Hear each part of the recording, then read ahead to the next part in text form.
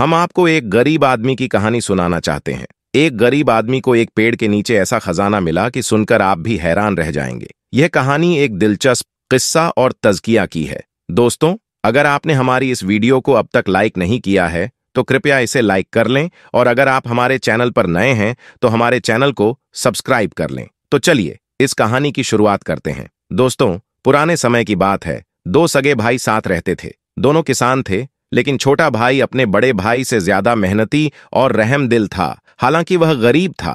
बड़े भाई ने ज्यादा मेहनत नहीं की, लेकिन अपनी चालाकी से उसने बहुत सारा धन जमा कर लिया था।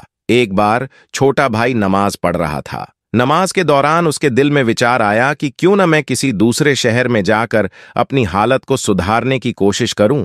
यहां मैं दिन रात मेहनत करता हूं, कड़ी धूप में हल चलाता हूं, लेकिन कोई अच्छा नतीजा नजर नहीं आता। मैं अल्लाह ताला का शुक्रगुजार हूं, लेकिन मैं किसी के सामने हाथ नहीं फैलाना चाहता। यहां तो हालात ऐसे हो जाते हैं कि मुझे अपने बड़े भाई के पास जाना पड़ता है, जो कभी नाराज हो जाते हैं। इसलिए मुझे लगता है कि यहां से निकल जाना बेहतर होगा। एक रोज यही इरादा करके वह अल्लाह ताला से दुआ करके उस गांव से निकल गया। चलते चलते वह एक ऐसी जगह पर पहुंचा जहां किसी बादशाह का महल बन रहा था। लेकिन उस बादशाह के साथ अजीब बात यह हो रही थी कि जब महल एक तरफ से बन जाता और कारीगर यानी काम करने वाले दूसरी तरफ काम करने लगते, तो पहले तरफ का हिस्सा खुद ब खुद गिर जाता था। वह यह अजीब बात देखकर कुछ देर तक वहीं खड़ा हो गया और देखता रहा। इतने में बादशाह की सवारी वहां से गुजरी। बादशाह ने एक आम से कपड़े पहने हुए आदमी को इस तरफ देखते हुए पाया तो अपने सिपाहियों से कहा, हमें इस शख्स के पास ले चलो। आखिर यह क्या देख रहा है?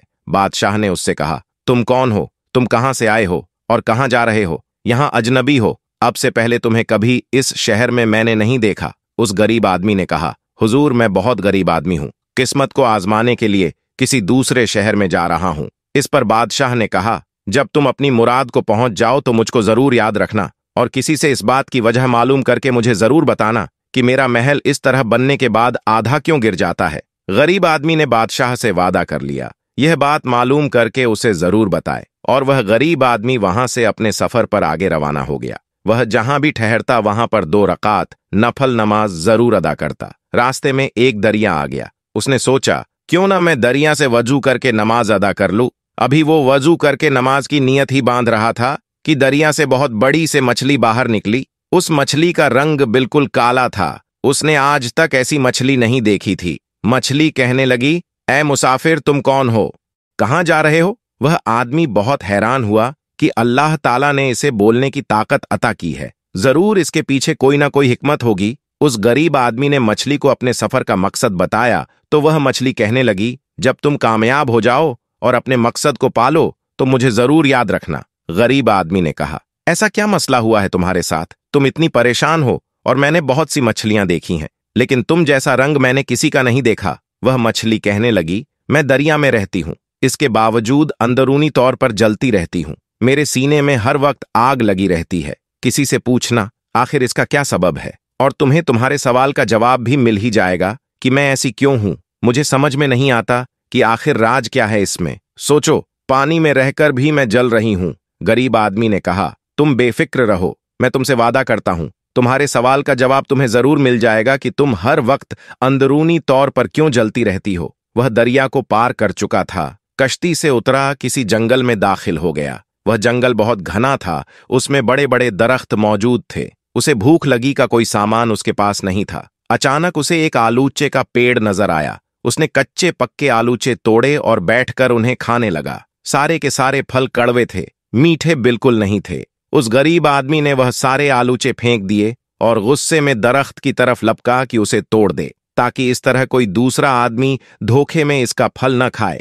जब उसकी शाखाएं तोड़ने लगा तो आलूचे का पेड़ फरियाद करते हुए बोला, भाई, मुझे तकलीफ ना पहुंचाओ, मैं तो खुद बहुत परेशान हूं कि मेरा फल इतना कड़वा क्यों होता है। जब तुम अपने मकसद में कामयाब हो जाओ फिर किसी से यह जरूर पूछना कि मेरा फल कड़वा क्यों होता है। उस आदमी ने पेड़ से भी वादा कर लिया। अब वह जंगल के बीचों बीच पहुंच चुका था। वह बहुत अंधेरी जगह थी। वहां पर किसी भी इंसान के रहने का कोई अंदाजा ही नहीं था। कोई इंसान भूल से भी अगर वहां कदम रख देता तो कोई ना कोई दरिंदा उसे खा जाता, उसे अपना निवाला बना लेता। लेकिन उस आदमी को दरख्तों के बीच में घास फूस की एक झोपड़ी नजर आई। हैरत की बात यह थी कि वहां पर कोई इंसान हो सकता था। वह थक तो चुका था और बहादुर भी था कि अगर कोई दरिंदा जानवर उसके पास आता तो वह उसका मुकाबला कर सकता था। उसने सोचा, थोड़ा आराम करने के लिए इस झोपड़ी में दाखिल हो जाता हूं, थोड़ी देर सो जाता हूं, फिर आगे अपने सफर को शुरू करूंगा। जब वह झोपड़ी के अंदर दाखिल हुआ, उसने देखा कि वहां पर एक बहुत बूढ़ा फकीर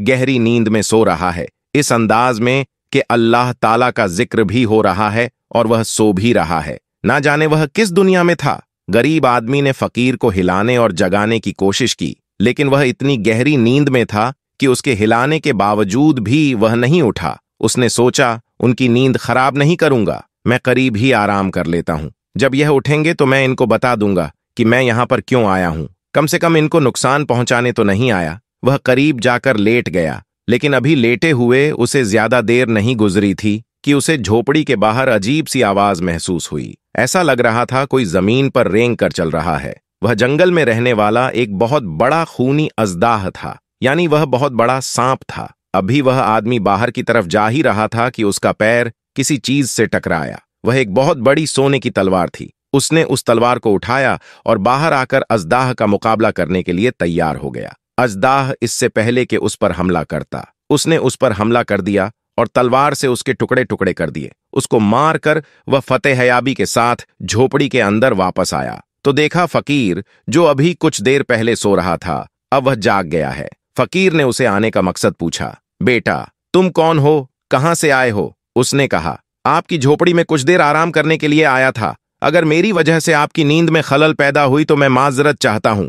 आपकी इजाजत के बगैर मैं आपकी झोपड़ी में आ गया था, अब मैं चलता हूं। उस फकीर ने कहा, बेटा, तुम्हारी वजह से नींद खराब नहीं हुई, बल्कि तुम्हारी वजह से हम गहरी नींद से जागे हैं। इसका राज यह है कि हम 12 साल तक सोते रहते हैं और 12 साल तक जागते रहते हैं। तुमने आज वह कारनामा अंजाम दे दिया है जिसको कोई भी इंसान अब तक नहीं कर सका। तुमने हमारी तलवार से उसको मार दिया जिसने अब तक न जाने कितने आदमी जिंदा निगल लिए हैं। यह खूनी अजदाह हम तक नहीं पहुंच सकता था और तुमने जो काम किया वह इंसानियत की भलाई के लिए किया। और तुम्हारी इस बात से खुश होकर मैं तुमसे कहता हूं, तुम्हारा जो मकसद है उसको पाने के लिए अब तुम्हें शहर जाने की कोई जरूरत नहीं, बल्कि जो सवाल अपने साथ लेकर आए हों उन सवालों को एक एक करके बयान करो। उस गरीब आदमी ने कहा, मैं तो रास्ते से गुजर रहा था। रास्ते में बादशाह के महल के पास मुझे एक अजीब नजारा नजर आया। मैंने देखा कि बादशाह का महल तामीर हो रहा है, लेकिन इसका एक हिस्सा बार बार गिर जाता है। फकीर ने कहा,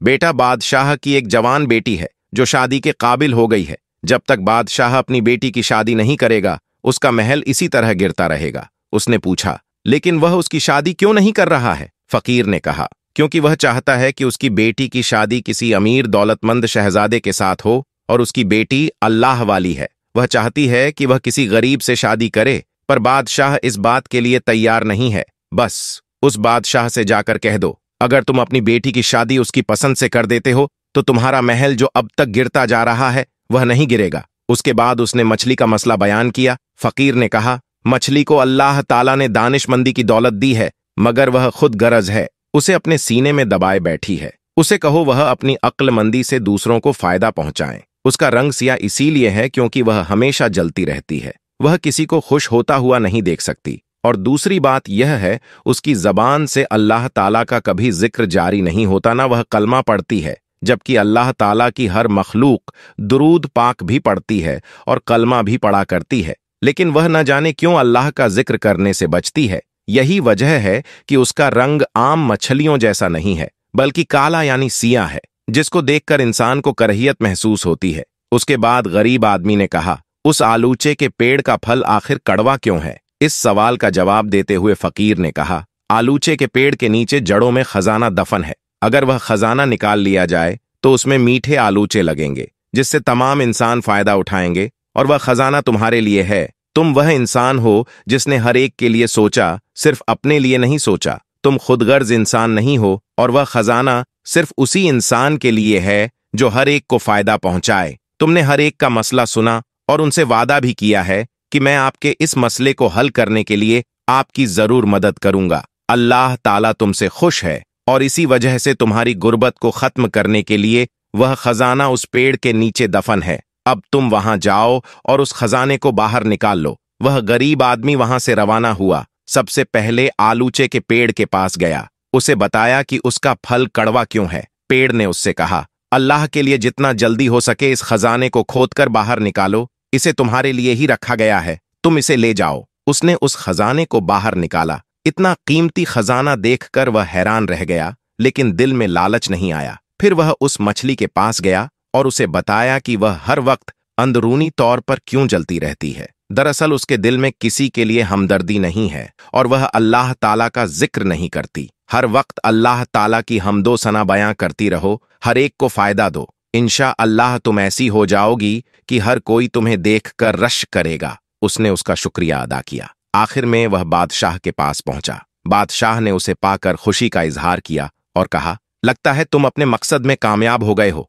हमें बताओ कि हमारे सवाल का जवाब क्या है। वह कहने लगा, बेशक मुझे आपके सवाल का जवाब मिल चुका है। एक फकीर अल्लाह वाले ने मुझे आपके मसले का हल बता दिया है। बादशाह ने कहा, जल्दी बताओ, हम फौरन अपने मसले को हल करना चाहते हैं। उस शख्स ने कहा, आप अपनी बेटी की शादी नहीं कर रहे हैं। बादशाह ने कहा, तुम्हें यह बात कैसे मालूम हुई? उस आदमी ने कहा, बस उस अल्लाह वाले ने मुझे यह बात बताई है। बादशाह ने कहा, हाँ, क्योंकि जहां वह शादी करना चाहती है हम वहां उसकी शादी नहीं करना चाहते। लेकिन मुझे ऐसा लगता है कि तुम्हारी बात को सुनकर मुझे अपने मसले का हल मिल गया है। मैंने तुम्हें देखा है कि तुम जब यहां आए तुमने वह चीज देखी जो आज तक किसी शख्स ने नहीं देखी थी। ना जाने कितनी सल्तनत के शहजादे यहां आए हैं और हमारी बेटी से शादी के ख्वाहिशमंद होते हैं, लेकिन उनको यह राज नहीं पता चल सका कि हमारा महल आखिर गिर क्यों जाता है। तुम अक्लमंद इंसान हो, इस वजह से मैं सोचता हूं कि अपनी बेटी की शादी में तुमसे करवा दूं। उसके बाद बादशाह ने उससे अपनी बेटी की शादी कर दी। सुभान अल्लाह। दोस्तों, आज की इस कहानी से यह मालूम हुआ कि हमें भी अल्लाह की तमाम मखलूकात की मदद करनी चाहिए, चाहे वह चरिंद परिंद हो। अल्लाह रब्बुल इज्जत की बारगाह में दुआ है कि मेरा करीम हम सबको ऐसी नसीहत आमोद कहानियों से सबक हासिल करने की तौफीक अता करें। आमीन। कुरान में अल्लाह का आदेश है, ला युहिब्बुल्लाहुल जहरा बिस्सूइ मिनल क़ौलि इल्ला मन ज़ुलिमा, जिसका तात्पर्य है कि अल्लाह बुराई की खुली पैगाम को पसंद नहीं करता सिवाय इसके कि कोई जुल्म का शिकार हो। इसी प्रकार अल्लाह हमें अपने सभी मखलूकन के प्रति अच्छे सलूक की तालीम देता है। इस्लाम में अल्लाह की सारी मखलूकन के लिए एहसान और हिम्मत को शिद्दत से नवाजा जाता है। हमें यह सिखाया गया है कि हर जीव, चाहे वह इंसान हो या जानवर, अल्लाह की अमानत है और उनके साथ अदालत और इंसाफ से पेश आना हमारा फर्ज है। पैगंबर मोहम्मद सल्लल्लाहु अलैहि वसल्लम ने हदीसों के माध्यम से हमें बताया है कि जो किसी भी जीव की जरूरत के समय मदद करता है, अल्लाह उसकी मदद करता है। इस्लामिक तालीम के अनुसार मुसलमानों को केवल अपने परिवार और समाज की ही नहीं, बल्कि सभी मखलूक की भलाई के लिए हमेशा मसरूफ रहना चाहिए जो इस धरती पर हाजिर हैं। जब हम किसी की मदद करते हैं तो हम केवल अपने ईमानी फर्ज को पूरा नहीं कर रहे होते, बल्कि अल्लाह की बरकत और रज्जा हासिल करने का रास्ता भी हासिल कर रहे होते हैं। दोस्तों, आज की कहानी में बस इतना ही। इंशाअल्लाह एक नई कहानी के साथ बहुत जल्द फिर आपकी खिदमत में हाजिर होंगे। तब तक के लिए इजाजत दे। अल्लाह सबको अपना हिफ्ज़ व अमान अता फरमाए। अल्लाह हाफिज।